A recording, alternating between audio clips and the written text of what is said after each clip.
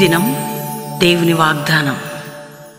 ఈ ఉదయకాల సమయంలో ఈ దినం దేవుని వాగ్దానం అనే చక్కటి ఆత్మీయ కార్యక్రమానికి ప్రేమతో ఆహ్వానిస్తూ, ఎలా ఉన్నారు దేవుని బిడ్డలారా? భయంకరమైన దుర్దినాల్లో మరి వర్షాలు పడుతున్నాయి, అనేక స్థలాల్లో భయంకరమైనటువంటి వరదలు, ఇబ్బందులు.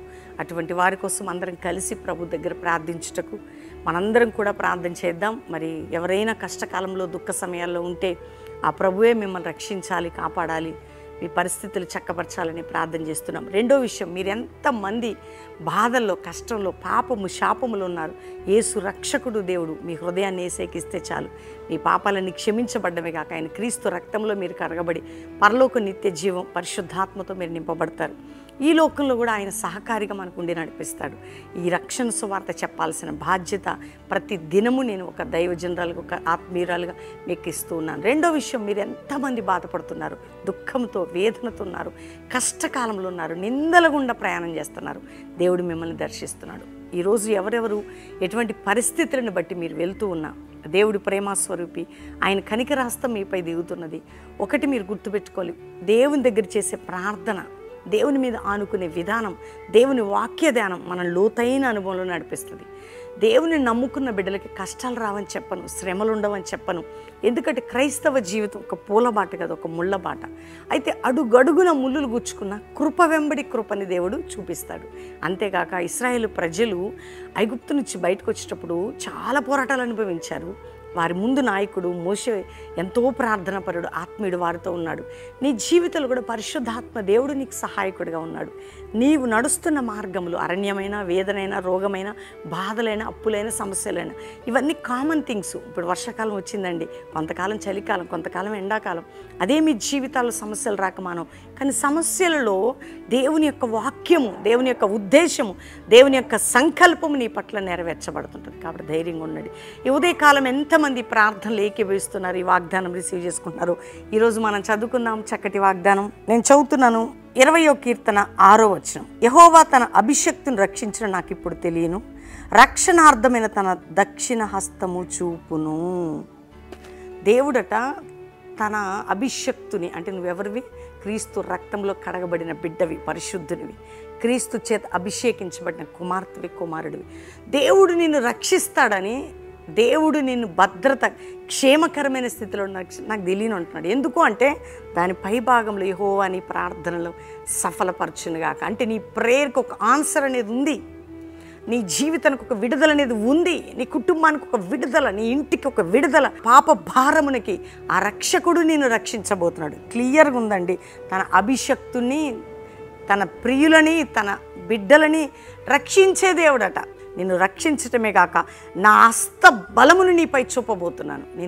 నిన్ను రక్షిస్తూ నా హస్త బలమును చూపెదను. ఈరోజు వాగ్దానం, నిన్ను రక్షిస్తూ నా హస్త బలాన్ని చూపుతాను. ఏ పరిస్థితిలో ఉన్నావు? పాపంలో ఉన్నావా? నువ్వు పాపంలో నుండి బయటికి రాబోతున్నావు. వ్యసనాలతో ఉన్నావా? పీడించబడుతున్నావు బయటికి. రోగ, వ్యాధి, నింద, గాయం, అవమానాలతో నువ్వు దేవుని బిడ్డవి.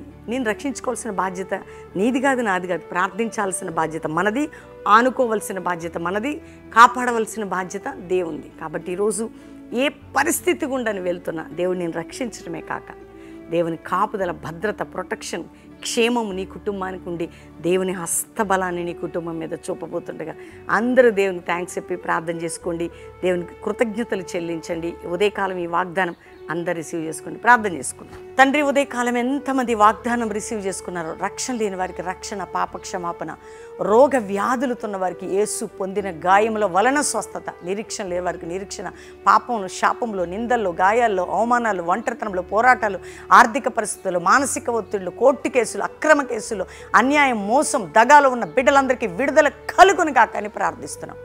ఎవరు ఏ సమస్య గుండా పరిష్కారం లేకుండా ఉన్నారు, ప్రతి దానికి పరిష్కారం ఏంటి. ఇతర దేశాలు మా ప్రియులందరూ రక్షించి క్షేమకరమైన స్థితి వారికి దయచేసి వారి పక్షంగా న్యాయం చేసి వ్యాజ్యమాడండి. ఎవరెవరు సమస్యలు ఉన్నా, ఎవరెవరు నాయన అపవాది చేతి క్రింద ఉన్నా, ఎన్నో బంధకములతో ఉన్న విడుదలని ప్రకటిస్తూ వారికి అద్భుతాలు చేయండి. ఈరోజు మ్యారేజ్ డే బిడ్డల్ని ఈ సంవత్సరం అంతా క్షేమము, రక్షణ, నీ హస్తబలం వారిపై చూపి వారిని దీవించండి.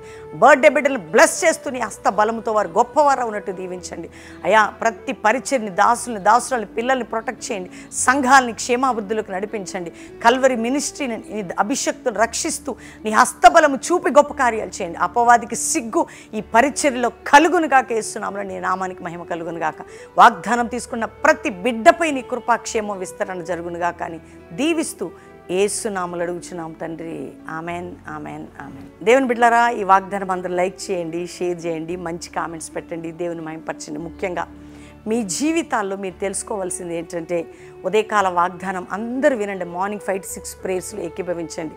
ఈ దినం దేవుని వాగ్దానం ఏకీభవించండి. అంతేకాక ఈవినింగ్ సమయంలో మరి మీటింగ్స్ జరుగుతున్నాయి. ఫ్రైడే అయిపోయింది, Saturday Calvary promise and Hayathnagar దగ్గర, సాటర్డే ఈవినింగ్, సండే 3 ఆరాధనలు. ఈవినింగ్ ఆరాధనలో ఆయిల్ అనాయింటింగ్ సర్వీస్, బెల్లంపల్లిలో శనివారం సాయంత్రం, ఆదివారం మంచి సువార్త ఉజ్జీవ ఉపదేశంతో కూడినటువంటి శక్తి కలిగిన ఆరాధన, దేవుని వర్తమానం. కాబట్టి పాలు పొందుతున్న వారు ఇక్కడ కల్వరి ప్రామిస్ ల్యాండ్లో, ఇక్కడ బెల్లంపల్లిలో దేవుని వాక్యాన్ని, ఆత్మీయ బలాన్ని పొందుటకు దేవుడిచ్చే అవకాశం. కాబట్టి మరి మీ అందరికీ తెలుసు 19-21 కల్వరి ప్రామిస్ ల్యాండ్లో హైతనగర్ దగ్గర మీటింగ్స్ జరుగుతున్నాయి.